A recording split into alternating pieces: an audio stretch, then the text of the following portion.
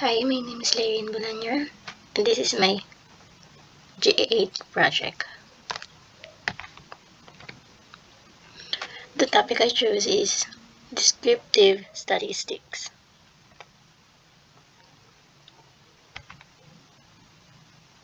What is descriptive statistics? Descriptive statistics summarize, organize, and present data in an understandable way. They describe the main features of a data set without making conclusions beyond the data. Common tools include measures of central tendency, mean, median, and mode, measures of dispersion, range, variance, standard deviation, graphs and charts, tables, bar graphs, pie charts, and histograms. So, descriptive static is used para makita natin yung big picture ng data. Hindi na tayo nagpe-predict, naglalagay lang tayo ng description kung ano ang meron sa data.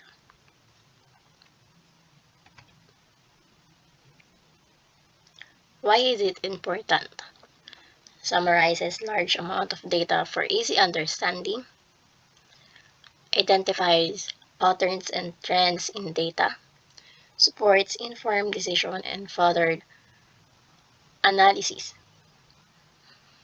So, importante ang descriptive statistic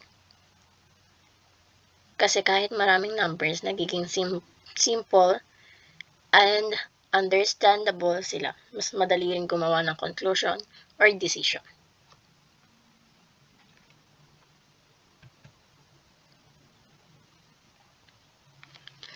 Types of descriptive statistics. 1. Measures of central tendency, mean, median, and mode. 2. Measures of variability, range, variance, standard deviation. So, meron tayong dalawang main parts. Central tendency, ibig sabihin saan nagpo-focus yung data, and yung variability naman, which tells us paano nagkakalayo ang values.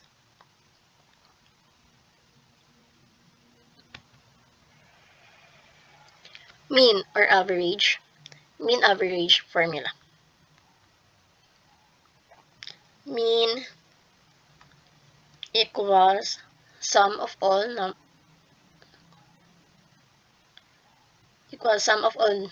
data values divided by number of data values. So, example, yung 10, 20, 30. Ipag-add lang natin siya. Yung mean equals 10 plus 20 plus 30. And then bibilangin mo lang yung number, yung 10, 20, 30. So, tatlo siya. So, divided by 3. And ang equals is 20. So, mean is just the average. A-add mo lahat, tapos i-divide kung ilan yung bilang ng numbers. Median. Median is the middle value of a database. Median, the middle value of data set when the numbers are arranged in ascending or descending order. If there is an even number of values, the median is the average of the two middle numbers. Example, data, yung 3, 5, 7. Yung median nga is 5 kasi ang median nga is middle value. So, ang middle ng 3, 5, 7 is 5. And then, next example is data 2, 4, 6, 8. Median is, ipag-add natin yung dalawang median, yung 4 plus 6, and then divided by 2. So, 5 yung lumpas. 5 yung answer ng median. Mode. Mode is the value that appears most frequently in a data set. A data set can have no mode, one mode, or multiple modes. Example, data 23357. And then, sabi nga is the value that appears most. So, yung 2, isa lang siya. Then yung 3 and 3, dalawa yung nag-appears. And then yung 5 and 7. So, ang mode niyan is 3. Bakit 3? Kasi naulit yung number ng 3. Siya ang mas maraming number sa data. Then yung next example is data 1, 2, 3, 4. No mode siya kasi wala namang naulit na number.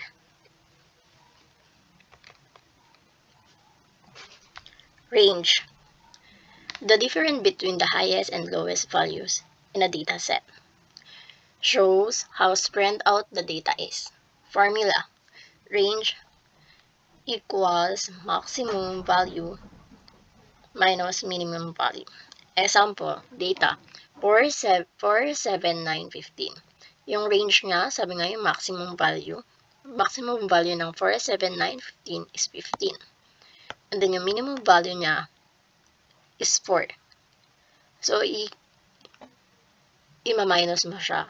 And then, 15 minus 4 is 11. Ayun yung range niya. Variance and standard deviation. Variance, how spread out the data is. Standard deviation, average distance of each value from the mean. Higher SD, more spread out. Kapag malaki ang standard deviation, kalat yung data. Kapag maliit naman, dikit-dikit siya. So, data presentation. Common ways to present data. Tables, bar graphs, pie graphs, histogram. Descriptive statistics works hand in hand with graphs para mas ma-visual ang data. So, example summary. Example data is 5, 8, 10, 10, 12. Mean, 9. Median, 10. Mode, 10. Range, 7. So, ganito yung itsura ng summary kapag pinagsama lahat. So, magbibigay ako ng example here. Analyzing students' quiz scores. Dataset, quiz scores of 10 students, 12, 15, 18, 20, 20, 22, 25, 25, 28, and then 30. Use mean, median, mode, and range. So, let's start. So, sa mean, ipag-add natin itong mga number na to. So, 12 plus 15 plus 18 plus 20 plus 20 plus 22 plus 25 plus 25 plus 28 plus 30. So, ang sagot dyan is 215.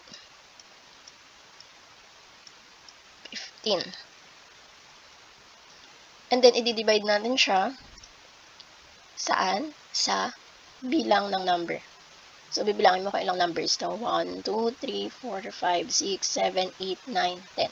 So, 10 numbers siya. So, i-divide natin siya by 10. And then, 215 divided by 10 is equals to 21.5.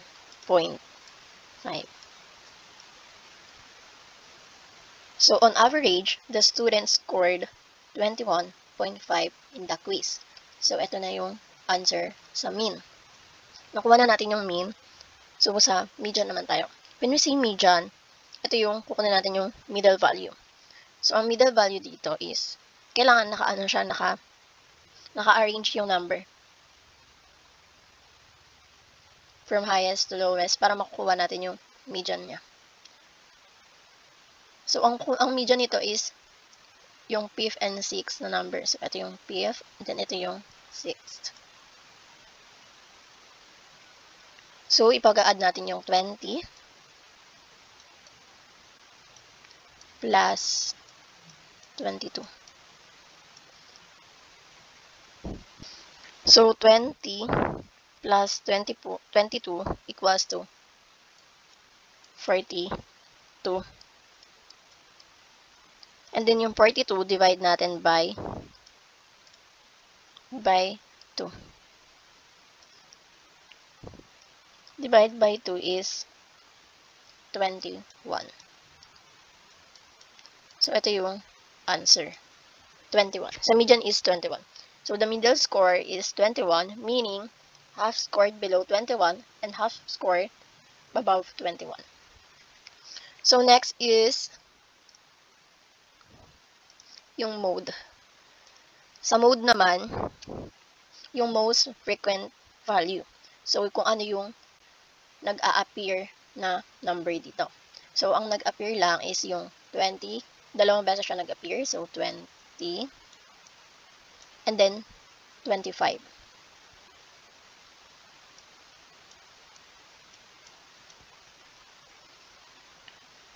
So, there are two common scored, 20 and 25. Ito na yung median natin, yung 20 and 25. Sa range naman, kukunin natin yung highest to lowest. Diba ang formula ng range is highest minus lowest. So, yung highest na to is 30. Dahil naka-arrange na siya, so, ang highest is 30. And then, minus sa lowest. Ang lowest natin is 12. 12. So, equals to 18. So, the score vary by 18 points from lowest to highest. So, ito na yung sagot natin sa range. Conclusion. Conclusion, descriptive, help us understand data clearly, organize information, make better decisions. In short, descriptive statistics help us make sense of data in a simple way. And that's all. Thank you for listening. And thank you for watching my presentation. Bye!